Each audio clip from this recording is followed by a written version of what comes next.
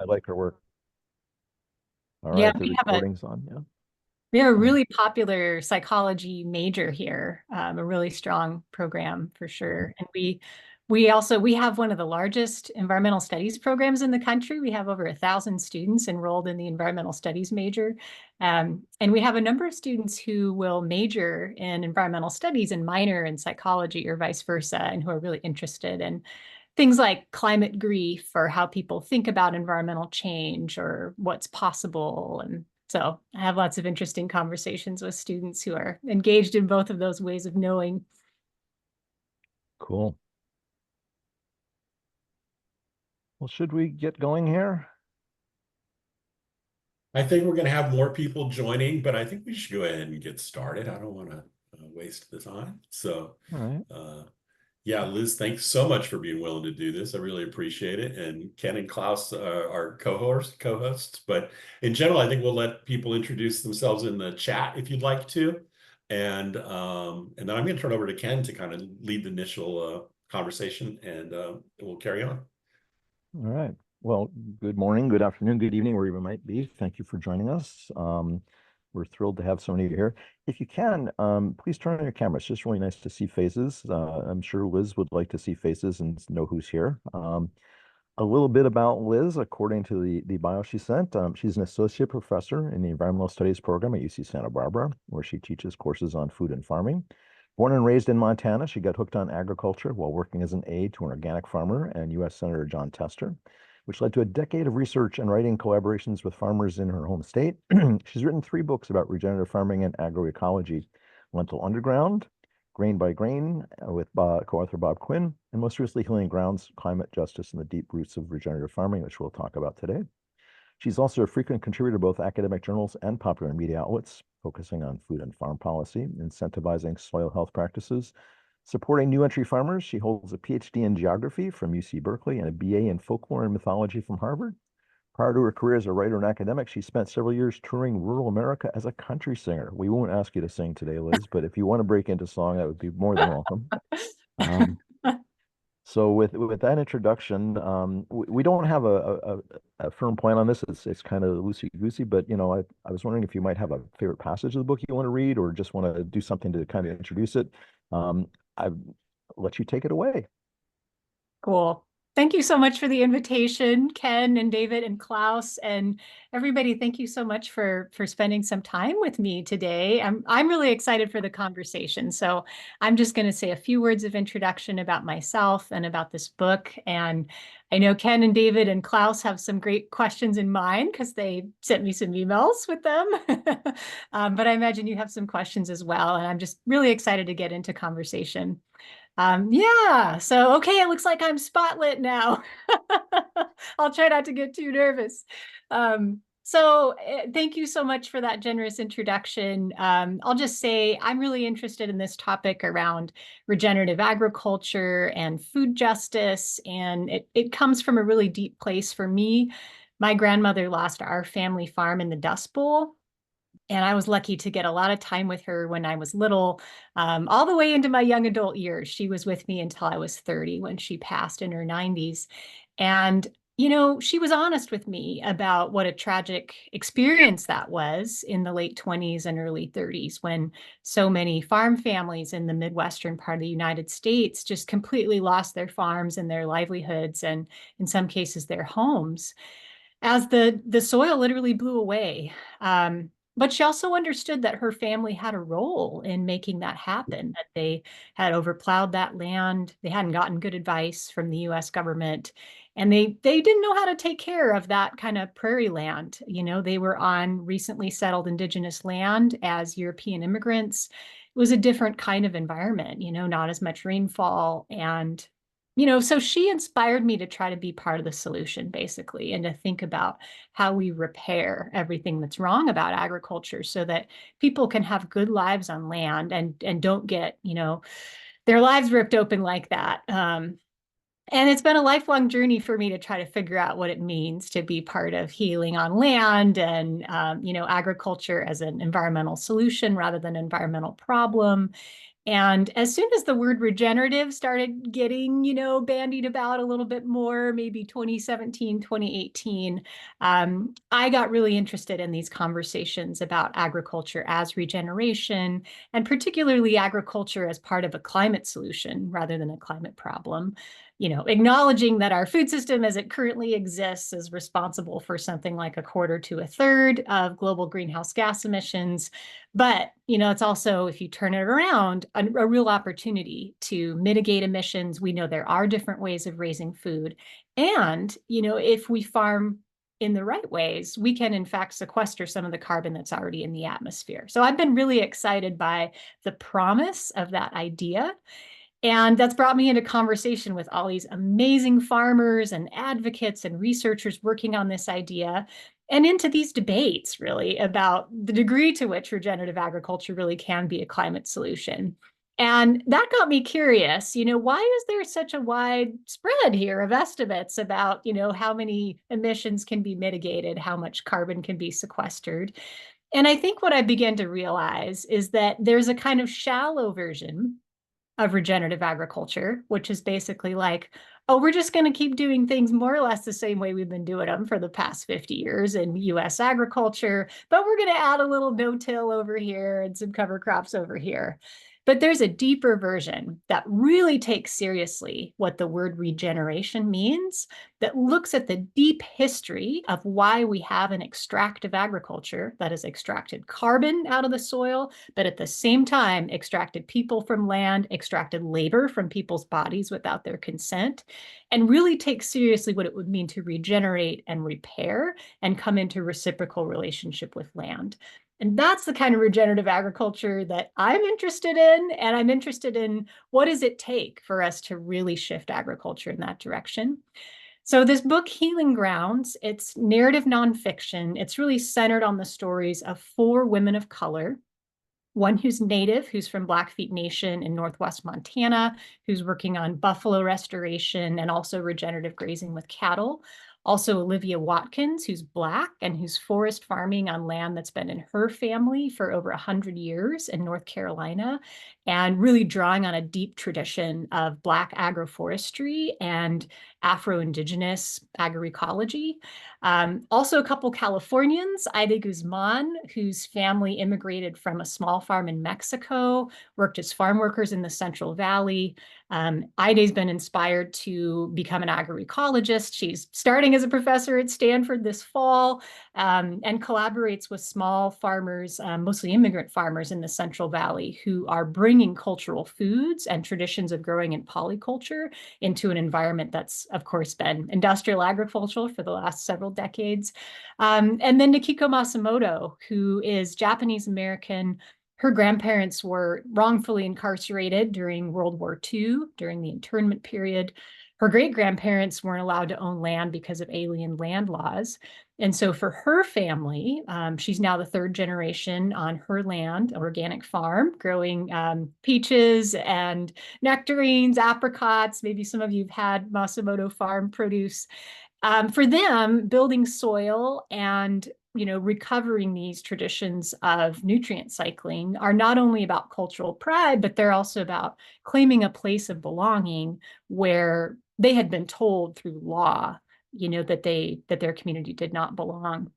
So all these women's stories really highlight not only what geniuses they all are in pursuing a regenerative agriculture that is deep in the way we need it to be to shift the trajectory of agriculture and climate emissions, doing things like, restoring prairies and restoring forests, the kinds of things that really make a difference ecologically.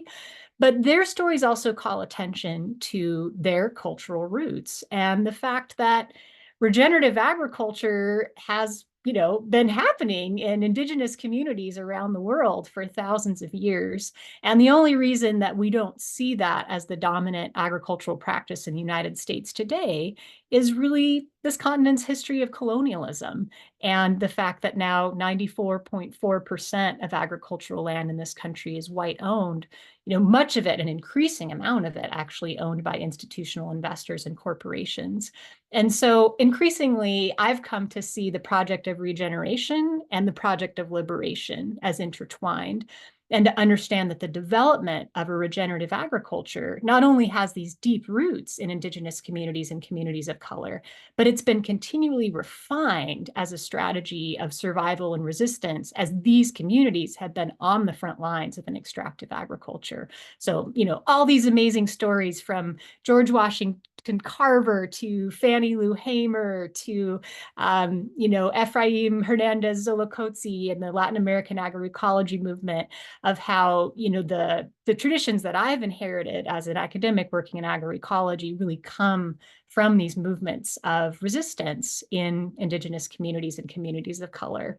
So those are the stories that I'm really, really excited and privileged to get to share in this book.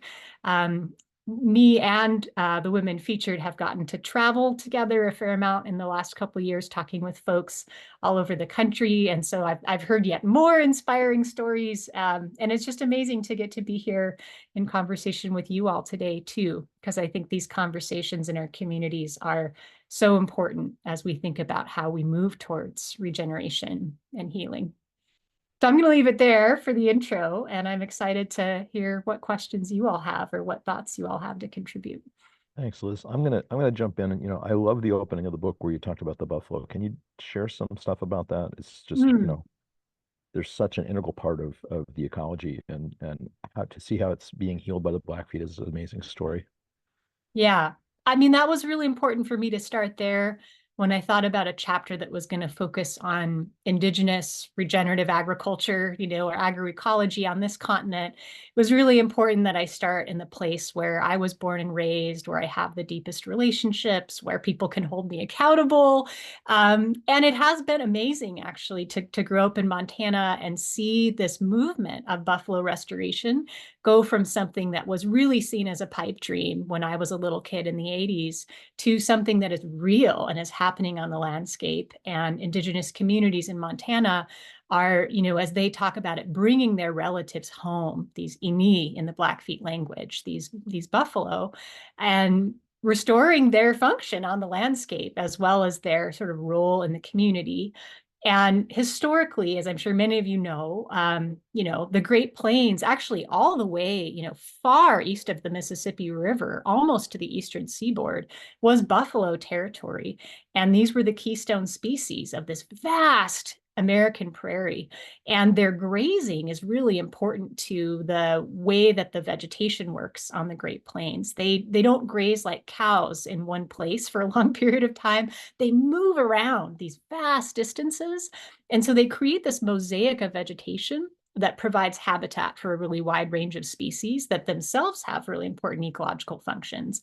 But importantly, what they do is they graze the grass down and then they move on. The grasses grow back stronger and they build up all of this carbon, and in particular, root carbon. The grasses evolved with the buffalo grazing to put a lot of their energy below ground.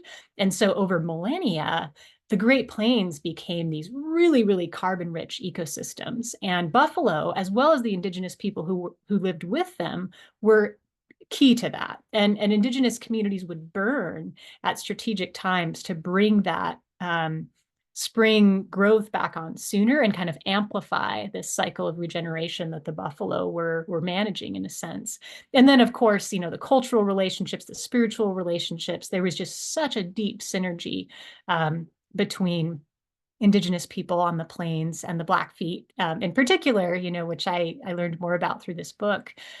And then with colonization, I mean, the military folks, the colonizers understood that wiping out the buffalo would have a devastating impact on these populations. It wasn't an accident. It wasn't that they were hunting them for food. It was really a very intentional co-genocide, if you will, of people in buffalo, and then confinement of people to reservations and confinement of grazers within fences, which does not work in a landscape where you need mobility to adjust to seasonal differences and these landscapes that can vary in terms of how much moisture you get year to year. So, the inspiring part has been seeing over the last, I guess really 3 decades, Blackfeet Nation, as well as, multiple groups in Lakota territory, other indigenous communities on the Great Plains saying, we want to bring back our buffalo herds, and working with Yellowstone National Park, with conservation organizations that had bison, and bringing those back into indigenous communities, and starting to move beyond managing them like cattle to actually restore them as wild animals on the landscape. And Latrice Tatsy, who I write about in the first chapter of the book, she's now done with her master's degree at Montana State and has been studying, okay, when we bring the buffalo back, what does that do to the soil ecology? What might that do to the carbon cycling on soils? And because there's now a tradition of cattle production at Blackfeet Nation, and her family participates as well, are there ways that bringing the Ini back, these relatives back, can actually help? Can they restore their original function as teachers in the community? That's, one of the ways that they're referred to, buffalo, as teachers of how to move and live with this landscape, so that we can manage our cows like that too. So just a really, really deep version of regenerative grazing that's not just saying, oh, let's learn from the theoretical model of a native herbivore. No. The native herbivores are coming back in community with the native people that they've always been in relationship with. And that's informing the way that Latrice and all of her colleagues are thinking about what regenerative grazing is. And she now, she's got this really exciting new position with the Natural Resources Conservation Service as the tribal conservationist for Blackfeet Nation, so that a number of cattle producers at Blackfeet Nation can get NRCS contracts for cultural practices associated with regenerative grazing. So yeah, just an amazing story, really, really sobering history, really exciting future. Just one quick follow-up on that. I was really struck when the buffalo turned around and said, what will you do for us if we come back? Because that to me was really inverted the paradigm of, we're not doing this for them. They're like, so can you just talk a little bit about that? Because it seems to really go to the living connection of the world, the relational connection. Yeah. So, I spent a lot of time interviewing Latrice for this book. But I actually first got to know her dad 10 years ago, Terry Tatsy, who was part of this kind of initial wave of leaders within communities on the Great Plains who wanted to bring buffalo back. Terry was teaching at Blackfeet Community College and teaching an agriculture class and bringing a lot of hands-on curriculum. And he had this background with cattle because they have a family ranch, but he was really interested in the idea of bringing buffalo back, and had this interesting position in the community as someone who saw the possibility of coexistence of buffalo and cattle rather than those things being always in tension. So he was part of this group of multiple, buffalo nations, indigenous communities that have this history with this animal, who got together to meet through something that they called the Ini Initiative. So that's not only the word for buffalo in the Blackfeet language, but the whole Blackfoot Confederacy of communities that are related to each other, some of which are actually on the Canadian side of the now border between US and Canada, which of course meant nothing to these communities back before the US and Canada existed. And so they had these meetings for years to talk about how could we restore buffalo in a good way for the long term. And a lot of these meetings are really focused on listening to elders, long listening sessions that weren't super structured. It's just like, what can you tell us about buffalo? What do we need to know? How do we restore these cultural relationships? And, one of the folks who was, leading this meeting, who was kind of facilitating, did this kind of exercise with everyone that left an indelible impression, apparently, on everyone who was participating. I'm hearing these stories secondhand. I wasn't there. But they were sitting in a circle in the room, and he put one chair in the middle of the circle that no one was sitting in. And he said, this chair represents the buffalo, as though the buffalo was going to come into the room and participate in the conversation. And he said, imagine the buffalo is saying, if I come back to you, to your people, what are you going to do to take care of me? And I totally agree. That's a conception of being in relationship with a food animal that is certainly not the conception that prevailed when Europeans established ranches and raised cattle. The idea that you have a responsibility to the animal, but it was absolutely the way that all the people in that room were thinking about relationship with buffalo, and I think has been the animating force of so much difficult legal and policy work to get so many different entities, Glacier Park, Waterton Park, the Forest Service, to all work together and agree on a plan that buffalo will be released into the wild. And all of those different jurisdictional partners will coordinate with each other for those buffalo to be able to restore their historical migration patterns. That was the way in which all the people in that room agreed they were going to care for the buffalo, is they were going to, help the buffalo get through all those bureaucratic hurdles, and work towards the long-term stewardship of that land, so that, they would never have their habitat eliminated again. Yeah, this shifting course for a moment, the elimination of the buffalo sort of coincided with the introduction of commodity crops, large-scale commodity crops, which in their first iteration resulted in the Dust Bowl, right? Because farmers basically ignored, even farmers coming in from Europe ignored what they knew about farming, and just repeated putting in the same crop and ripping open the crust of the earth and all of that. But then it really manifested itself, and particularly after World War II, it became the dominant thing to grow commodities, right? Talk a little bit about that transition and what it did, what it has done to nature, to the American environment, and so on. Yeah, I mean, I think this was kind of my introduction to sustainable agriculture and the organic movement, which was really, for me, the first movement focused on a more environmentally friendly agriculture that I was introduced to or involved in. And I think, Rachel Carson really nailed it with the increase in chemical use in agriculture, just the meteoric rise in the use of industrial chemicals in agriculture in the US after World War II. So, all these factories were built during World War II in order to produce weapons of war, and they did pretty good financially. And when the war ended, they didn't particularly want to shut down and lay off everybody who worked there. So they decided they would convert to the peacetime use of producing agricultural chemicals. And that technology transfer really made a huge difference in agriculture in that post-war period in the US and in Europe. And then from there, with the Green Revolution, increasingly in other parts of the world as well, with the idea that, food would be grown using pretty heavy amounts of fertilizer and herbicide and irrigation, which in some cases also has pretty significant environmental impact, and large-scale machinery and the fuel needed to run it.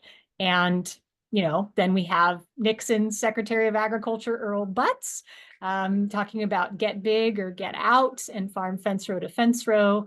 And a group of executives who really thought that the way to get low-wage workers to come and participate in their otherwise gnarly urban factory jobs was to depopulate rural areas.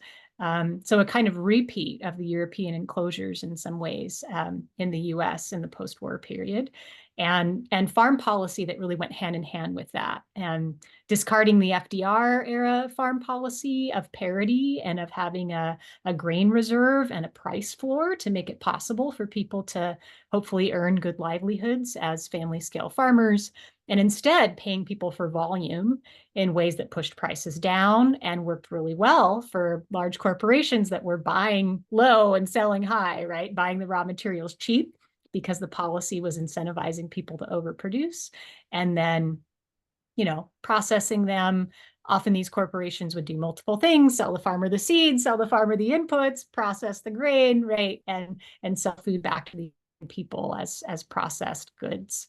And so the organic movement really developed to contest that post-war change in agriculture and call out the chemical use in particular, and ultimately develop certifications for food that was grown without chemicals. And the idea being that it was biologically powered. Instead, the farm was powered by the biological fertility of compost and cover crops and biodiversity for pest control rather than chemical pesticides.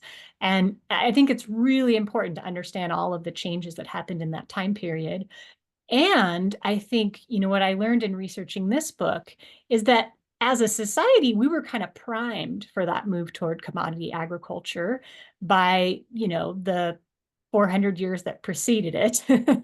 And so that period is really important to understand if we think about why do we have an industrial agriculture and what processes do we need to shift and unwind in order to get to regeneration. But we also need to look earlier, and we need to understand indigenous dispossession. We need to understand what happened with slavery. We need to understand what happened with Jim Crow. We need to understand what happened with the immigrant labor force from Asia and Latin America that was brought in, how those people were pushed off their lands through colonial processes that our government had a hand in, and understand that extractive paradigm and thinking about both land and people as these kind of commodities to exploit was there. And then when these technologies came in World War II, there was already a mindset that had an idea about how those technologies could be used to kind of further that model of what agriculture and the food system would be. If I may bring a follow-up question or point of view, a few people are aware that the United States is actually a significant net food importer. Yeah. So while we have an export surplus in commodities like corn and soy and wheat, we are importing almost all of our vegetables and fruits and all the things that you want to see done in a healthy diet. My understanding is like only 2% of U.S. farmland is dedicated to growing fruits and vegetables.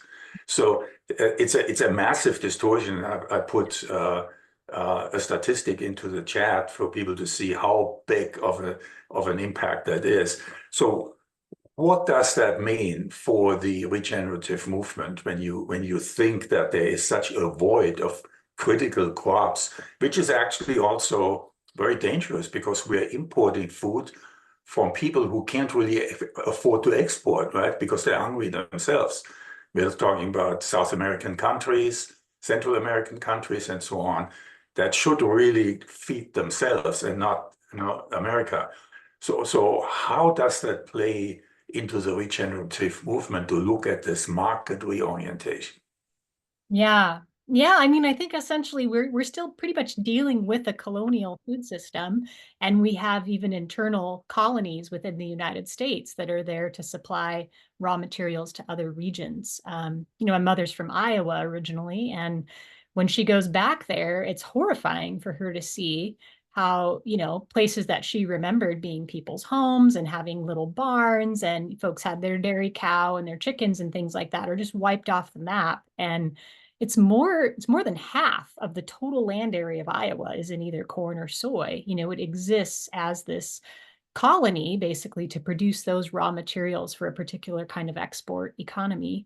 And that's an even deeper reality for societies. There are multiple countries whose economies are very, very much dependent on the export of one single commodity, like coffee or bananas or palm oil or something like that. And so what we don't have, most of us living in the world today, is a functioning regional food system where the things that we need to eat to be healthy are being grown within a region that we have human relationships with. Instead, we have this export-oriented system that has deep roots in the Cold War and the idea of food as a weapon, as well as the kind of financialization of food and the idea that people in the financial sector are getting rich on these kind of speculative trades of these different commodities. And so it's just a completely different way of thinking about what kind of value we want to orient the food system around. Do we want to orient it around the value in this global trade system that benefits maybe some governments that are trying to angle for certain kinds of power, definitely benefits the financial sector?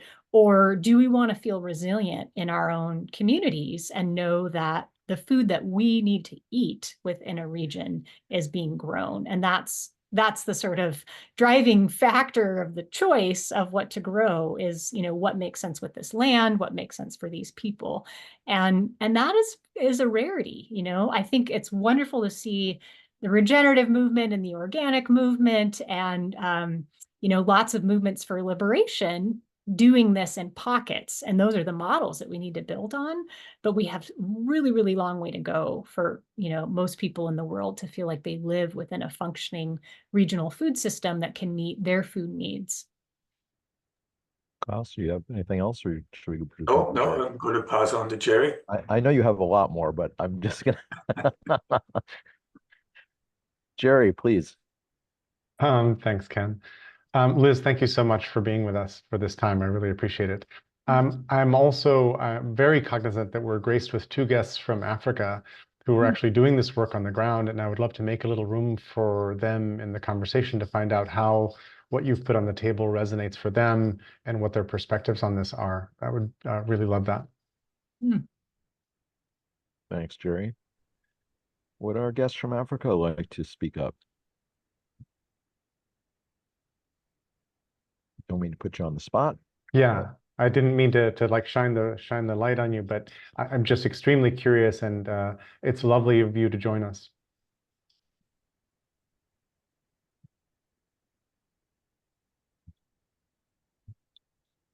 George, you want to speak up, or I'm scrolling back through frantically scrolling back through the chat to find out the other name here. It's Isavari. Isavari. Either you want to speak, you don't have to. Maybe we'll come back to that. Hello, everyone. Oh, yes. Good. Okay, great. Hold on. Let me get you. Let me spotlight you. Okay. So we can see you too. Thank you so much. It's lovely being here and listening to Liz and everything that you have to talk about. My role, let me say my purpose in life, I feel it like it's more in the economic space. So what I do is more regenerative economics as opposed to permaculture, but I'd love to enter that space. So that's why I'm here to listen and to learn and to get informed about how we can change our food systems and how we can change how we relate to the earth and to the land that we live in. Yeah. Something that I find interesting is the way you talked about the big corporations making money from food systems that are put in place back like during the colonial times. And right now we can't change that. That is a system that is in place, and it's so in place, so it's not easy for it to change. So it's easier for us to be in these small groups of individuals, of like cohorts of regeneratives who are now doing things to change from an individual perspective, a community perspective, as opposed to now trying to change the entire ecosystem, the entire global system or the government system, for example. So I find that very interesting. Thank you so much. Yeah, I'm curious, where in Africa? Oh, I'm from Nairobi, Kenya. I'm between Kilifi and Nairobi, but at the moment I'm in Nairobi. What time is it? It's 8 p.m. 8:30 p.m. Nice. Well, we scheduled this at a good time. This is wonderful that we can be together and at a time when neither one of us should really be asleep. Yeah. Thank you. If I may, Liz, you mentioned the need for a more bioregion specific shift adaptation in agriculture, which implies decentralizing the system, right? Because the entire aggregation capacity is really wanting to have huge volumes and put them into huge factories. And so it's completely antithesis to local and regional food. So do you have some examples? And you're also talking about the need for social interaction, social justice in connection with rebuilding a food system that is just, and provides healthy, sound, nutrient-dense foods for everyone, even for low-income populations. Give us some examples of community community-based food systems that you think have the capacity to scale? Things that are just working and could be expanded if we focus on them. Yeah, I mean, I think Isavari is right that these things happen in a grassroots way, and then hopefully, you know, and I think the work of those of us who work in institutional spaces is to recognize that these community-based food systems do work for people. Then we need to make policies that at the very least level the playing field for the community-based food system, so that it's not harder to be a community-based food system than an industrial commodity system. And I would argue we actually need the policies to incentivize those community-based food systems because they provide so many public goods for both environment and for people. Like, we're getting a lot of co-benefits out of them. So if it provides a public benefit, it should probably, you know, deserve some public investment, rather than, why are we making a public investment in commodity corn and soy in this country? I don't know. I'd rather my taxes didn't go to that. I'm not seeing a big benefit from polluting the water of people in Iowa, you know? So I think there's tons of examples on so many scales. The ones I'm familiar with really just have to do with the places where I've lived. We were talking a little bit before this about Lentil Underground and the conversations that I got to have with the Montana Organic Movement, and Timeless Seeds as a farmer-founded company that sources organic lentils as a rotation crop, making it possible for you know, thousands of acres in Montana to have been converted to organic, diversified agroecological production. I think that's a great example at that scale, at a regional scale, of a farmer science effort, basically, to develop the understanding of those diversified cropping systems. So farmers and their friends who are advocates and researchers working through a nonprofit in these farm improvement clubs to figure out their rotations and how they were going to do ecological weed management and fertility without the chemicals. And then farmers, again, coming together with their friends who were non-farmers to crowdfund for a processing plant so that they could figure out how to process and market their lentils and their other rotation crops, and send them around to, you know, food cooperatives and regional grocery stores around the country, so that, you know, there would be an eater at the other end of that equation. You know, I think about Urban Tilth in Richmond. I know we've got some Bay Area folks here as an incredible example of, you know, an urban agriculture organization that's doing amazing work, and, you know, I think is a model for you know, the kinds of urban agriculture organizations we should support all over the country. And I think about also you know, the movement around public procurement and school food, and what if we would budget more per student and then use the money that we have to purchase school meals to not only make sure those are really healthy meals, but also that we're preferentially purchasing from regional agroecological and regenerative producers who are doing right by their workers and their animals and their land. I think that's a really inspiring vision of, as you say, how you scale these really wonderful local and regional initiatives and provide stable markets for people who are building community-based food systems. So those are just a handful of examples, but I know we all know incredible examples in our own communities and maybe friends that we have around the world. You know, the folks on the ground know how to do this. I think it's really a matter of removing the policies that provide unfair advantages to the industrial commodity system, and also passing policies that will pay the community food system for the public benefits that it's providing.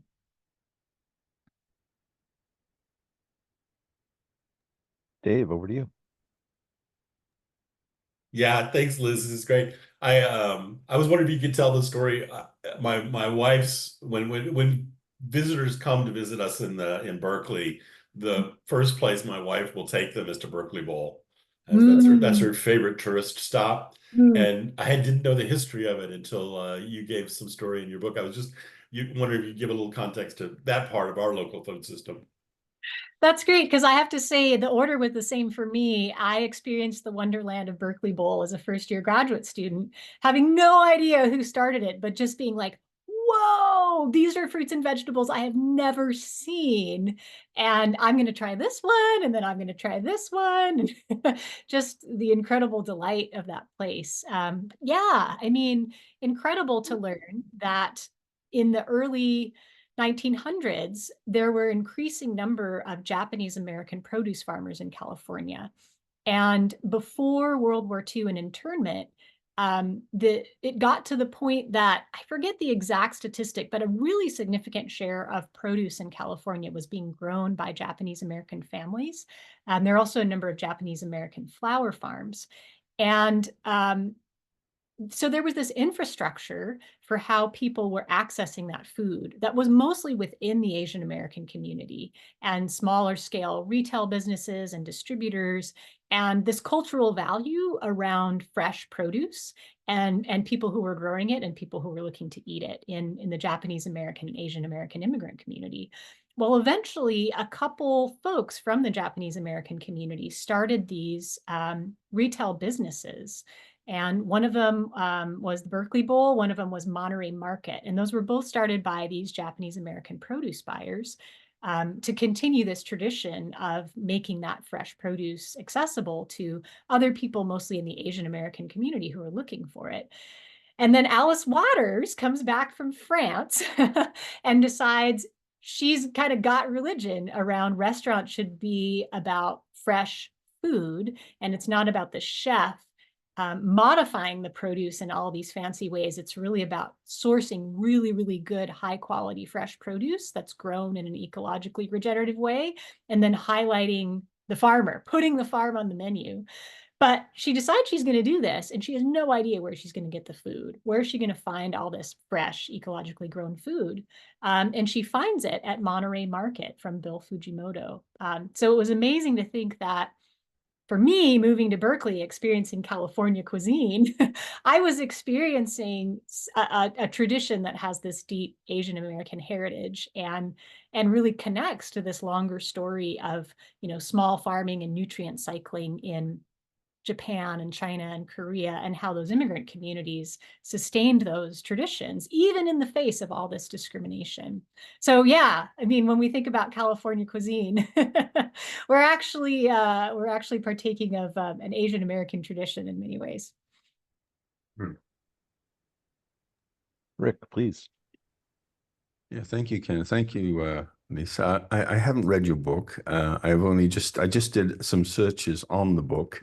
And I noticed that you did actually touch upon sort of social justice issues, but I think it zooms out even further to that. And I don't want to waste any time whatsoever in considering what a Trump election win would be to the Regenerative. I would like you to share your hope for a Kamala Harris win and what opportunities there are to actually create some synergies between the grassroots movements that are absolutely essential, but more important, what would it take to align policies such that they were swimming with the stream opposed to against the stream? So I'd love to get your Californian perspective on her and what your hopes are.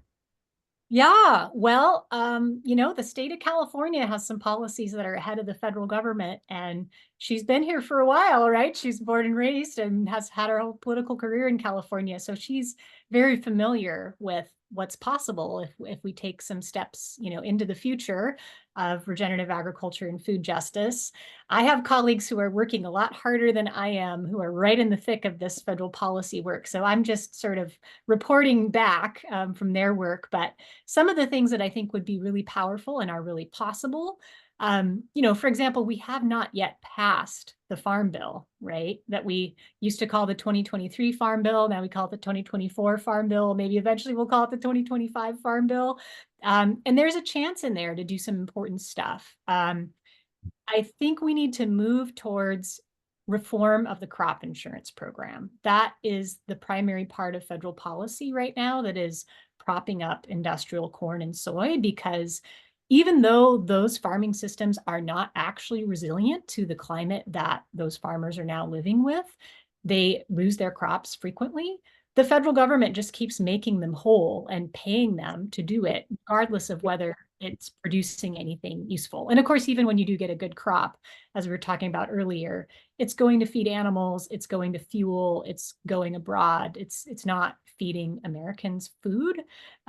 So reforming the crop insurance program, not giving people the incentive to do that, but instead, the Natural Resources Defense Council has a really good proposal. It's called the Cover Act, and that would be to incentivize farmers, lower their crop insurance premiums for planting cover crops. So like a good driver discount on your car insurance, right? If you are doing things as a driver to reduce your risk, you get a lower insurance premium. If you are doing things as a farmer to reduce your risk, that is planting cover crops, building your soil health, increasing your resilience to extreme weather, you should get a crop insurance premium for that. You should get a lower premium. So thinking about how we can use the public investment that we make in agriculture to align with public benefit, and instead of farmers facing these perverse incentives to do things that they often know are not consistent with what's best for their land or would be resilient in a world without these policies, actually starting to use the incentives to encourage farmers to move in the right direction. I think we could go a lot further with that idea of payment for ecosystem services, but that's a good first step, right? But you could imagine expanding what we already do through the Natural Resources Conservation Service to cost share when farmers do something like plant a hedgerow or shift to a perennial cropping system, or any of these things, again, that we know have a benefit to the farm, but also have a public benefit that we could help in compensating. The other thing that I hope that the Harris administration would take a really close look at is this idea of really major investments in the school lunch program, because there's a lot of support for that in California. There's a whole group of folks going in October to DC to try to really make a lot of noise about this and to really invest in federal public procurement, increasing the investment per student, and then using that so that we set up these stable markets for these regional regenerative systems, and then make sure that where that produce is going is to the whole community, and specifically to the most vulnerable folks who are on free and reduced meals. I love that policy. I think there's really, really good evidence that that is an extremely efficient way to achieve multiple public policy goals at once. The Good Food Purchasing program, the Center for Good Food Purchasing in Berkeley, has amazing data on that. And I think there's a chance that the Harris administration would do that, especially since Tim Walz has apparently done something similar in Minnesota. So we've got a ticket of 2 people who I think could really be convinced on the school lunch work. And there's so much more. I really love Cory Booker's Justice for Black Farmers Act, the idea of an equitable land access service within the USDA, that farmers who are retiring could sell their land to the government, and then the government could turn around and make that affordable for the very communities that have been excluded from agricultural land ownership, and all of these young farmers who want to get into regenerative farming but are totally shut out of it for financial reasons. Yeah, so I look to, the National Sustainable Agriculture Coalition, Heal Food Alliance. These folks are looking at all the nitty-gritty of the policy, but those are a few things that I think a Harris administration could be pushed to do if we all, speak up with one big collective voice. Yes, one critical part of the Farm Bill currently is that there is a $19.5 billion allocation, which has been set aside for the Title II conservation programs in the Farm Bill. And so these funds would deal specifically, first of all, of training up a cadre of technical service providers, meaning people who have the knowledge to assist farmers in creating regenerative programs, and then pay for the use of cover crops, root crop rotations, seeds that are native to a specific bioregion, and so on and so on. Of course, the challenge is that Republicans want to remove any mention of climate smart out of the Farm Bill. Imagine that. Yeah. I don't think many farmers know that, and I don't think the public understands how dangerous that is, right? So that, I'm sorry, I don't mean to be political here, but it's just an important thing for everyone to understand what's at stake here, right? But when in doubt, talk about soil health. Yeah, exactly. Because everything comes back down to the soil, the microorganisms inside the soil, the understanding that the crop coming out of the soil links directly to your gut, to the microorganisms in your gut. So there's a correlation there with health. That 70% of the US healthcare bill, is due to a nutrient deficient diet, all those things. But what is your perception? I mean, obviously, changing these crops and rotations and so on requires a significant adaptation in the entire supply chain. Do you see corporate actors, corporate groups that are at scale, big ones? Do you see them engaging? I mean, do you see an accommodation towards these changes? Do you have some great examples of companies that are doing the right thing? Yeah, I mean, we all kind of have our own place in an ecosystem of change. And my place in the ecosystem of change, I feel very clearly, is with the community scale. That said, I have friendly relationships with colleagues whose theory of change is, hey, these companies have a lot of market share. If we can shift them, we will change things on the landscape quickly. And I think there are some wonderful people trying to move the needle there. I look at the logic of how a corporation is set up. I look at its responsibility to its fiduciary responsibility to its shareholders. I just see limited possibility in trying to shift our food system towards regeneration and equity when we have extreme consolidation in every sector, from retail to meat packing to grain processing to farmland itself. I really think we need to deal with the consolidation. It's very difficult, I think, to shift towards these bigger values around reciprocity or meeting the needs of a regional food system if 4 corporations are making decisions based on their bottom line. But I do think that consumer pressure has led to some change in those kinds of environments. I think the companies that are making the biggest difference are not at that scale. I look at like a Patagonia Provisions or a Dr. Bronner's as, if you want to look to a company that's larger than a family scale farm or a small business with 5 employees and find good examples, I think I would say, yeah, Patagonia Provisions, Dr. Bronner's. These are people who are taking regeneration seriously and who are working in multiple ways at once to actually make deep structural change rather than just saying, yeah, how can we add a little no-till here and a little bit of cover crops there? So I'm really a proponent of trying to scale out rather than scale up and create an environment that is friendly to lots and lots and lots of small businesses rather than a few large-scale businesses. And we're just at an anomalous moment in US legal history that we allow this degree of monopoly. There's laws on the books that aren't being enforced. We all know these things, but I think, I think Austin Frerich's book Barons is a really important read on consolidation as a barrier to where we need to go. And yeah, the more we can create environments for more small businesses that serve their local community, I think the further we can get.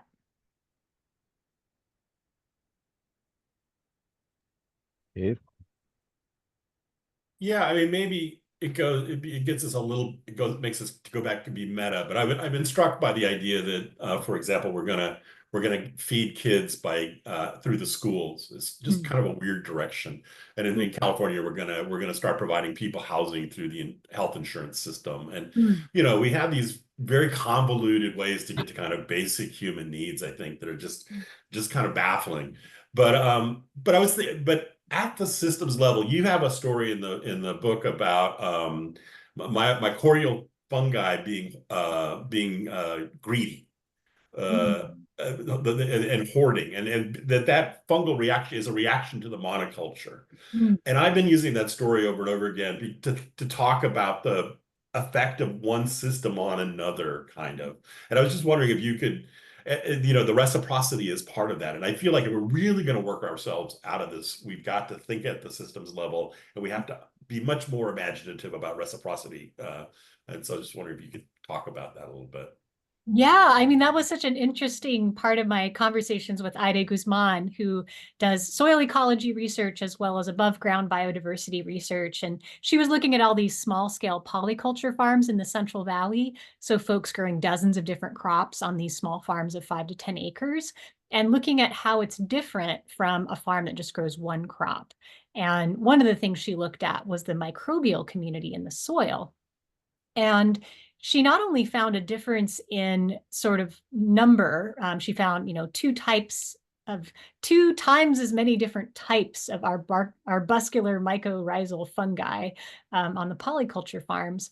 But she noticed like different functional groups of microbes. And some microbes are evolved to cycle nutrients and some are not. And so those were the like ruderal taxa, the selfish microbes. And so these microbes were evolved for an environment where they're not getting regular exudates from a diversity of plants. And so they're not in reciprocal relationship. They're not used to sharing nutrients back and forth, basically. And so they're evolved to just hoard nutrients and not engage in those processes because they're not used to having a partner, basically, who's doing the, give and take with them. And it's interesting. I've had lots of conversations with organic farmers who say that, for example, say, a neighbor of theirs stopped farming who'd been growing conventionally for the last couple decades, and they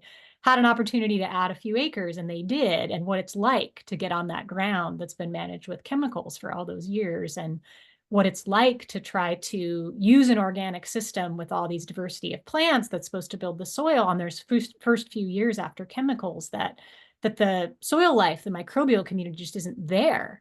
And so it's slow going to try to build up that organic matter.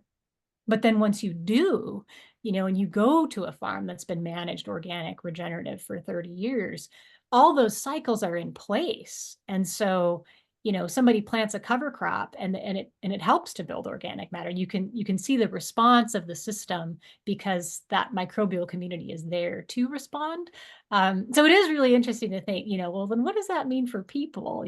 How do we become those organisms that are accustomed to functioning in community with each other, where we don't even think twice about the idea that the way to build prosperity for the future is to invest in our sort of common foundation as a community, our public affluence, as Julian Augubin calls it, rather than our sort of private affluence, which I think is the more kind of common habit that gets, encultured and that we get socialized into in so much the United States.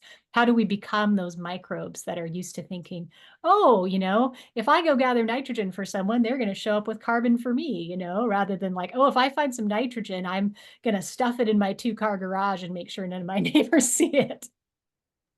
It's really funny. I think of it as a metaphor for so many other parts of our society. And I've been meaning to go back and look up the numbers, but I'm pretty sure one of the big growth industries in the United States is storage centers. Right. And I mean, they just represent this hoarding instinct, I think, that we're getting into in so many different situations. So, yeah. Klaus, you had another question?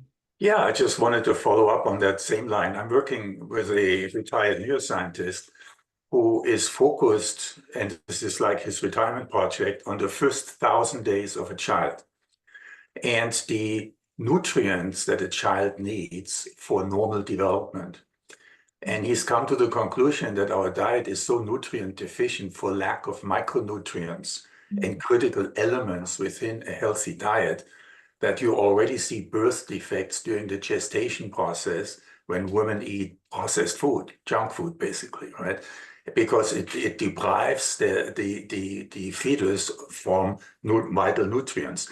Then during the first 2-3 years, super important for the brain to have metals. I mean, you need all kinds of micronutrients that are reflected in healthy soil. So when you have a soil that's deprived of nutrients, that creates crops that are nutrient deficient. And we know today that our crops have maybe 40-50% of the nutrients they used to have 50 years ago. So not only are they nutrient deficient, they also often have chemicals like glyphosate in there. which is again a neotoxin. So much of the diseases that we see, or the irregularities, let's say, that we see in children, are actually linked to a nutrient deficient diet. Now, moms for America, or the mothers of America, or moms for America, are doing a great job to educate mothers, right? To focus on how important this really is. But it should be really an alarm going off, right? Once you know this, that you could actually harm your child starting in the gestation process by not paying attention to what you eat. Do you have done any work in that direction? I mean, some of you probably know Daphne Miller's work. She's in the Bay Area. She's a wonderful physician who's, she wrote a book called Pharmacology that I absolutely love. Pharmacology with an F, you know, pharmacology. And before that, she wrote a really amazing book about the health benefits of traditional foods from around the world. And I believe that she's now leading a residency program in Richmond that does collaborate with Urban Tilth so that future doctors are training in thinking about health from the soil up.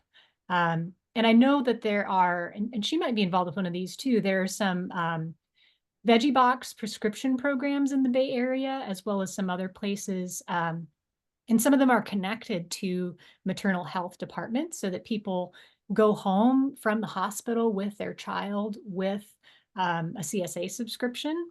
And I think that's really exciting. And also, some of the veggie box prescription programs are connected to other ways that people encounter the healthcare system. Maybe somebody comes with another condition that might have a dietary link, and they get prescribed a veggie box, and it's covered in the way that a pharmaceutical medication would be covered, so that there's not a financial barrier to following up on that health intervention.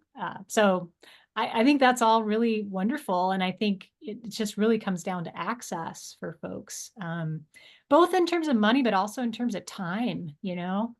I mean, I just know so many parents who are working 2 or 3 jobs and, you know, I mean, the word housing got brought up, you know, earlier in the conversation. And I think that's like the elephant in the room of any problem that has an economic dimension, is that in order to pay housing costs, people are spending all of their time trying to earn the income to pay for said housing costs. And it makes it really difficult to, you know, grow some food in a community garden, even if you have access to the garden, just because where are you going to get the time? So this all just encourages me to be in coalition with folks who work on issues that intersect with each other, that are ultimately about how can people have good lives in their communities.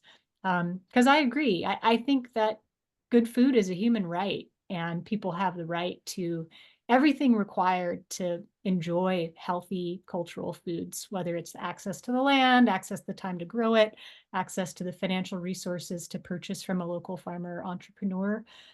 And those are just things that we need to culturally and socially value and see as a right, as something that everyone, as a kind of basic fundamental thing that everybody deserves.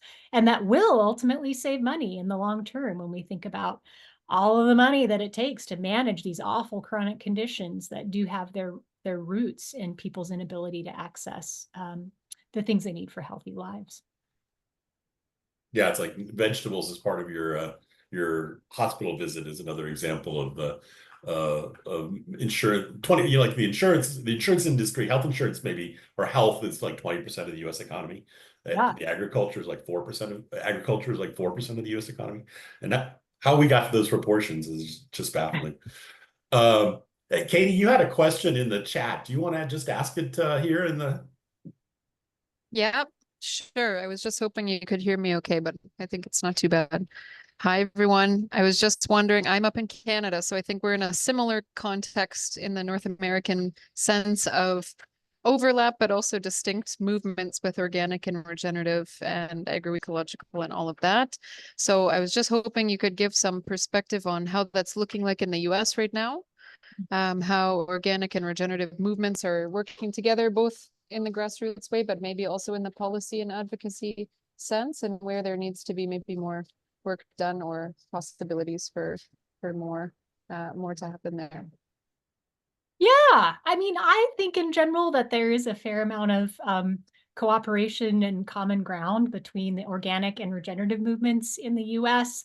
A common foundation of thinking about agriculture as being environmentally positive, common deep interest in soil health, a lot of the same practices, cover crops, composting, regenerative grazing, more diversified farms with more different kinds of crops. And I think the difference has really been different histories and sticky point around tillage, right? It's a key tool for a lot of organic farmers. And organic farmers feel really strongly about not using chemicals. On the regenerative side, you see a lot more adherence to an idea of no-till or really tillage is the problem, but you see more herbicides. And so that's a kind of point of conflict, I think, in the thinking about which priorities to emphasize. And then, these different histories where, organic is a much older movement that in the United States and Europe dates back to the mid 20th century. You could go back to the beginning of Organic Gardening magazine, maybe as a starting point. And regenerative is a newer movement. And there's been some resentment in the organic movement about regenerative, worries that it's a greenwashing term that allows people to pass their products off as sustainable, even if they're using a lot of Roundup. I think that's been one of the primary concerns.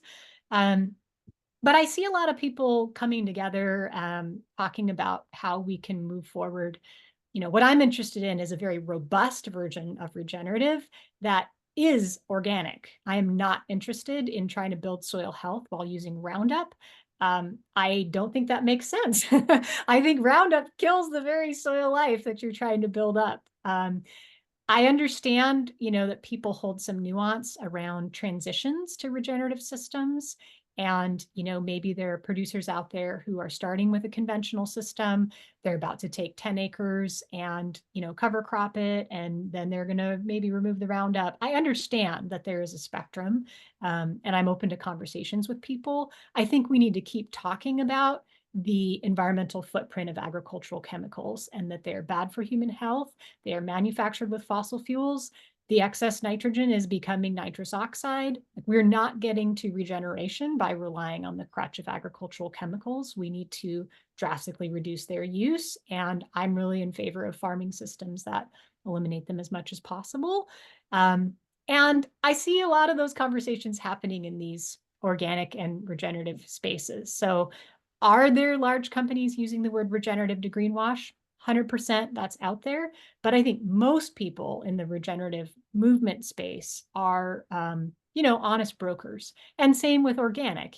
There are corporations that are, right now at NOSB meetings trying to water down the standards so that they can produce stuff that has an organic seal on it and do it cheaper. But there's a big organic movement that's trying to hold the integrity. So yeah, I think there is a fair amount of cooperation. Just talking to a colleague from the Natural Resources Defense Council last week about really close collaboration in the organic and regenerative communities on both California and federal policy. And ultimately, I think you're talking about a bunch of folks who care about soil health and about an agriculture that is ecologically regenerative. And for the most part, people who are also aligned on it needs to move towards equity as well. Thanks, Kate. Sarah, you had a question?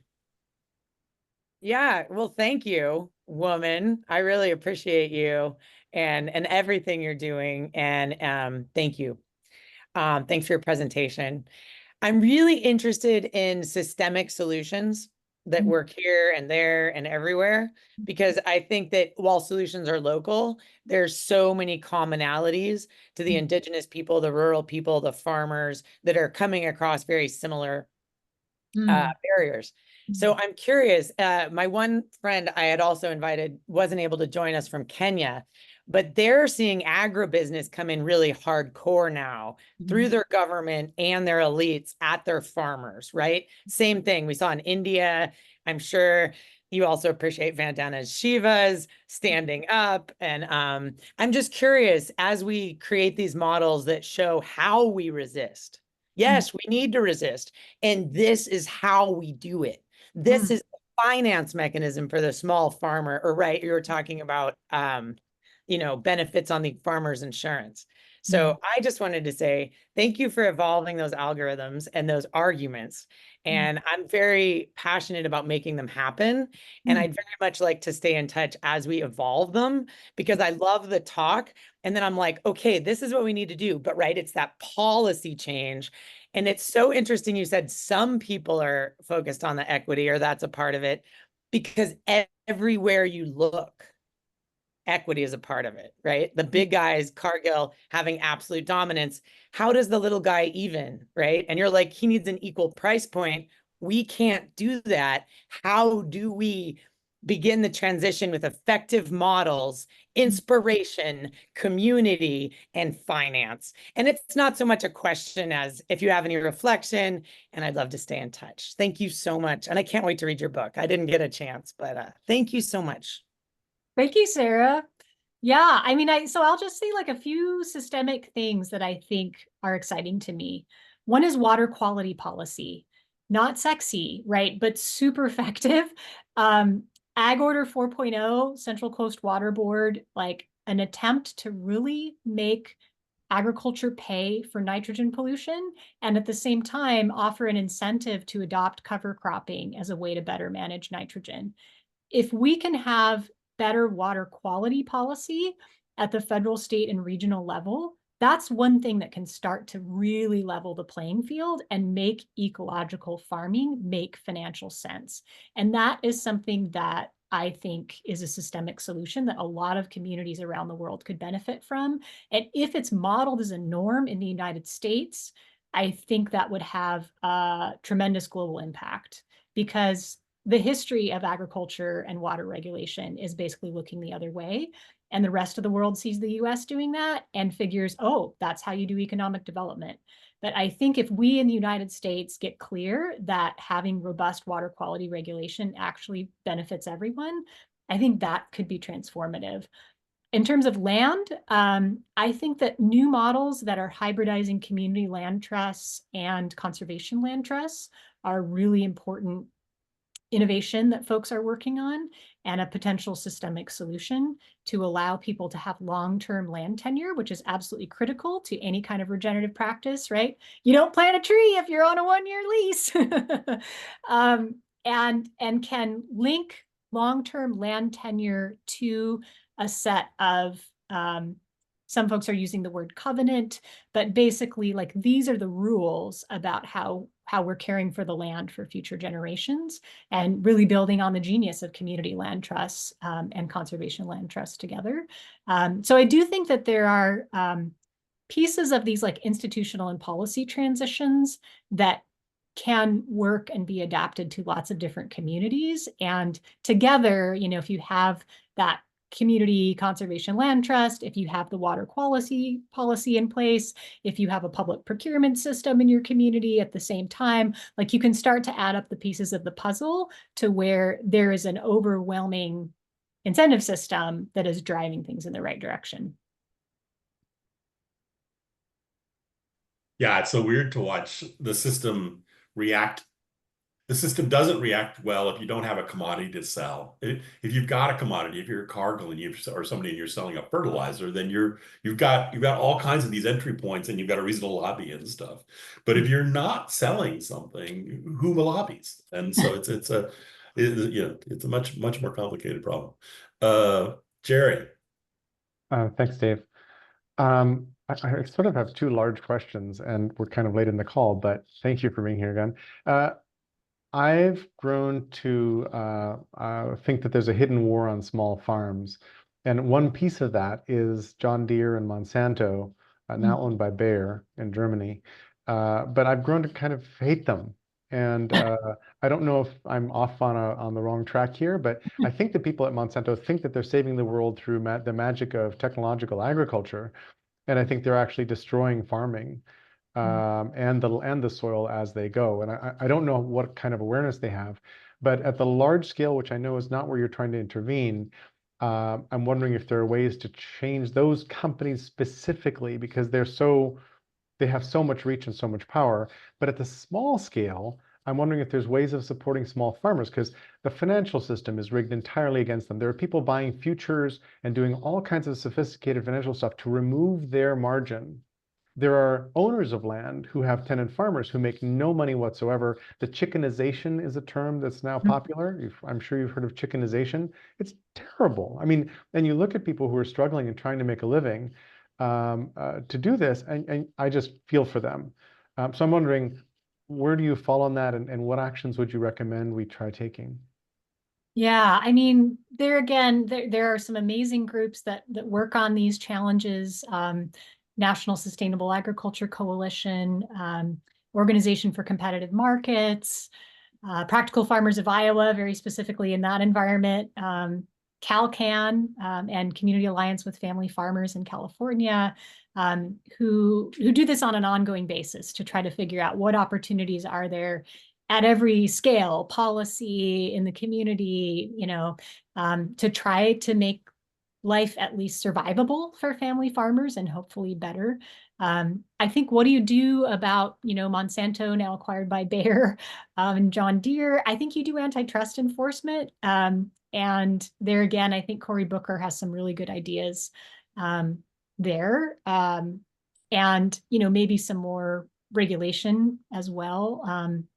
That's not necessarily just around how big they are, whether they have a monopoly, but around some of their actual practices that are not in the public interest.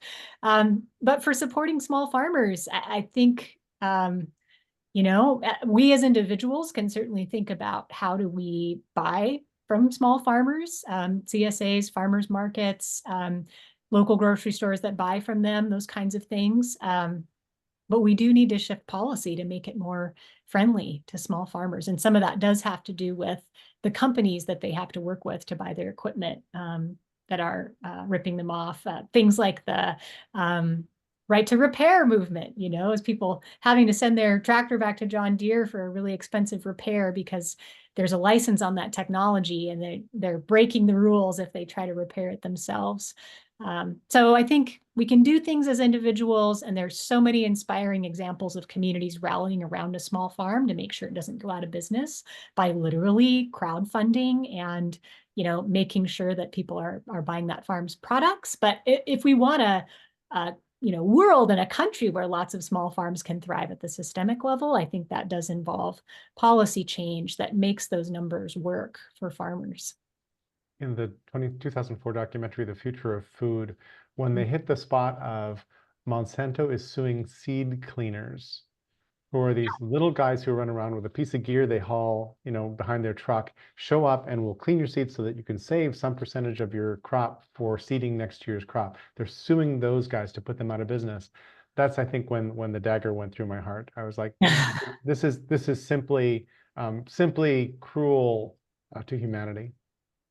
Yeah, I'm with you. I mean, I think in a lot of cultural and social environments, that would be seen as like sanctioning evil, you know? Yeah. And if nobody else has a question, I had a second question, but I'll wait to see if anybody else would like the time. Go ahead, Jerry. All right, thanks. So I love your idea about water quality standards, and I think that's a really nice lever. A thing that I'm wondering is, could we create a soil organic matter tax? Because SOM is like, we're starting to get some startups that are helping measure SOM. I asked a friend whether satellite data with, you know, there's LiDAR, there's a variety of different kinds of detectors, whether that's helpful. But maybe there's a way to, if your practices decrease the soil organic matter from some standard on the land, you pay a whopping tax. If your practices improve soil organic matter, you get a refund from those people who just paid the really big tax. Would that help? And is that even remotely a thing that could be possible? And maybe is anybody already working on that? Yeah, I mean, I think that's really interesting. I in my circles, I hear a lot of debate about practices-based policies versus outcome-based policies for soil health. So practices-based policies is kind of what we have right now, even though not as robust as we could. So things like the NRCS EQIP program or Conservation Stewardship program, or even California's Healthy Soils program, those all provide cost share to farmers based on practices. So the farmer says, I am going to cover crop on X number of acres, and then there's an acres-based payment for that cover crop. Or the farmer says, I'm going to plant a hedgerow, and there's a certain payment that goes along with that. So no one from the government is showing up to try to measure how much soil carbon was actually sequestered by that specific hedgerow. We just know that there's an association between hedgerows in general and soil health, soil carbon sequestration, ecosystem services. And so we're paying the farmer based on the practice. There's an evolving, emerging, I would say still very young science about trying to quantify soil carbon. Soil organic matter is, something organic farmers have measured for some time. Carbon in particular is a little bit squirrelier, and it's across, it's a lot of measurements across a lot of small farms to think about. But there are these private entities that are thinking about trying to set up these carbon credit markets where farmers could get paid for sequestering carbon. At the moment, the measuring is expensive, and I know you were already gesturing to that and thinking about what's the next generation of how we measure this. Because the measuring of the carbon is expensive, this doesn't look super equitable at the moment. Like if we were to do outcomes-based policy today and say, we're not paying the farmer to plant the hedgerow, we're paying the farmer based on the amount of soil carbon, we would end up with larger scale farms and people who are in these corporate supply chains being the beneficiaries of these policies, because that's who can afford to access the measurement technology that's expensive. So that's a really big barrier right now to outcomes-based policies. Maybe in the future, that barrier will be overcome and we will have less expensive ways of measuring the change in soil carbon or soil organic matter. I'm still concerned about the wide variability of soils that sets up different, situations for different farmers. And I hear what you're saying about like, where do you go from your baseline organic matter and try to reward or tax based on that? But even the pace at which you can shift really depends on what kind of soil you're on. So I'm sort of following with curiosity the development of the sort of outcomes-based measures, but I feel like we've got the practice-based policies. They work pretty well. If we invested in them more, they would work better. If we, keep evolving the practices and which qualifies and make sure they're locally appropriate. So I tend to lean towards that. And I tend to lean towards, can we tax people for the pollution that's always associated with the reduction in organic matter? Can we just tax people for the water quality pollution, for the use of fertilizer itself? It sounds like from talking to my friends in policy that a fertilizer tax is like a political no-go right now, but at some point, maybe that is actually viable and that you could somehow put the tax on the fertilizer company rather than the farmer using the fertilizer, like get upstream to tax that source of pollution. So that's kind of my thinking about it at the moment, but it's really interesting to follow the emerging science. I have a bunch of friends at Colorado State who are working on this like by the day, and some great friends at Berkeley too. And as the science and the research evolves, I think we'll see new opportunities for policy for sure. That was a really informative answer. Thank you. Canada and other countries have started to advance the ingredient listing, which has been completely corrupted, and they have a red, yellow, green label instead. And so the Bionutrient Food Association here in the US is working on ways to efficiently measure the nutrient value and content in food, which is, of course, then a reflection of the soil that it comes out of. What do you think about that? So he is a consumer who is making the decision based on this red, yellow, green label. Yeah, I think that's another interesting, emerging area. I would consider that also emerging science. That's interesting to follow and see, how good, how, reliable and consistent that science gets and what, correlations we see. I think we have some really interesting kind of initial observations there, but I think there's still development in that arena to feel like we're really confident that those tools are showing us everything that we hope and we think that they are. I was going to try Lawama. I don't know if do you have audio? Hi.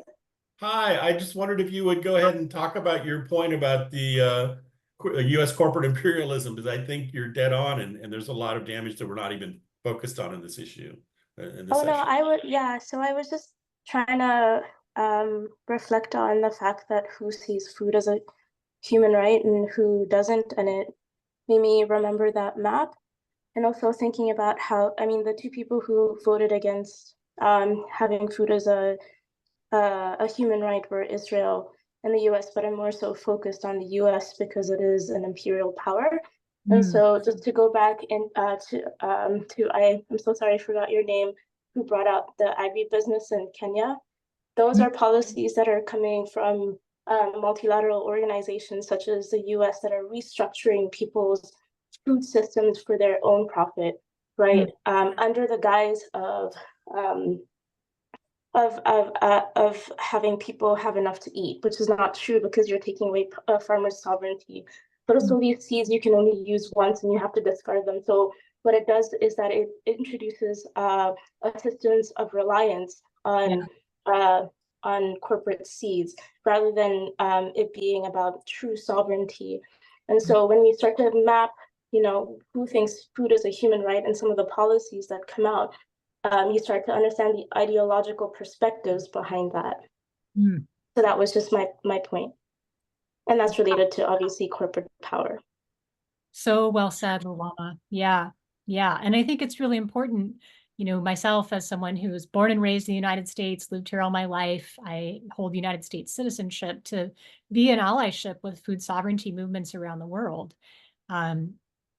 And, from the standpoint of understanding that my liberation is intertwined with the liberation of these international food sovereignty movements, to paraphrase the Aboriginal activist who speaks about that form of allyship, is that what we see in the United States oftentimes as a war on small farms, as Klaus was putting it, is connected to a larger imperial project that is a war on small farmers around the world and is benefiting the profit margins of multinational corporations based in the US and Europe, and sometimes the political and imperial priorities of those countries as well.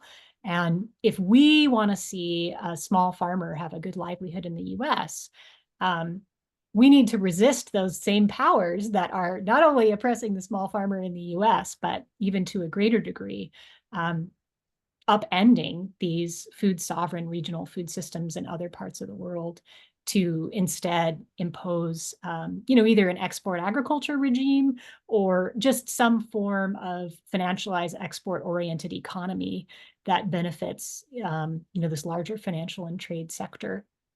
So I've been really encouraged by groups like La Via Campesina, who bring together farmers and advocates from the global north and the global south to understand this common cause and how we need to collectively lobby those kinds of international organizations, the IMF and the World Bank, and speak with one voice about what really benefits the people of the world rather than the elites who've often been in charge of directing these policies.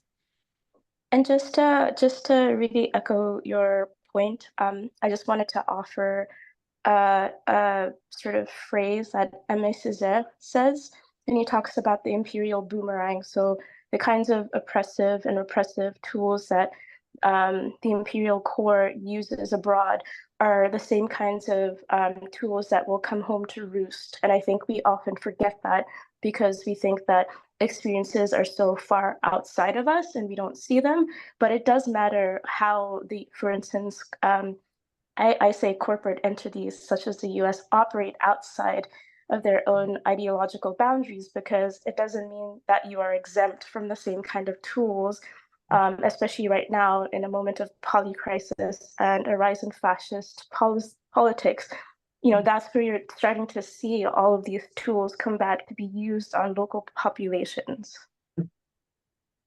Yeah, I think that's deep wisdom. I think also about Sidney Mintz's book, Sweetness and Power, about sugar as a crop, and how it connected the oppression in the colonies in the New World and the horrific oppression of the plantations where sugar was grown with the oppression of the poor laboring people in Europe who were subsisting on a diet that was like 1/5 sugar, cheap sugar from those plantations, which I think is another just really, really striking example of that linked oppression. But at the same time, the effort to keep people from seeing the connections between those two forms of oppression and joining together and saying, we're not doing this. Well, can I we're order? actually at time here. And Liz, you were so generous to give us that extra half hour, and I'm glad that it was usefully applied. Jerry, have you got a quick thing, or do you want to? I can do this really fast. Adam Smith, the father of economics, lived in Glasgow. Glasgow was really wealthy because of the tobacco barons, basically 3 American commodities, tobacco, sugar, and cotton. Nowhere in his book, his famous book, does he mention slavery as a driver of economics. And his patrons were all benefiting from slavery. Yeah. Can I say thank you so much? I appreciate, Liz, all your time, all your work. The books are fantastic. If you haven't gotten the book, please do read it, spread it. We need a lot more people talking about this stuff. I will stick the recording up online. I just stuck the link in the chat. I'll link the recording to this page in the chat. Thank everybody for coming. I think we'll get rapid. Thank you, everybody. This was such a thought-provoking conversation. Thank you, Liz, and thank you, David, for setting this up. Be well. All the best, everybody. Bye-bye.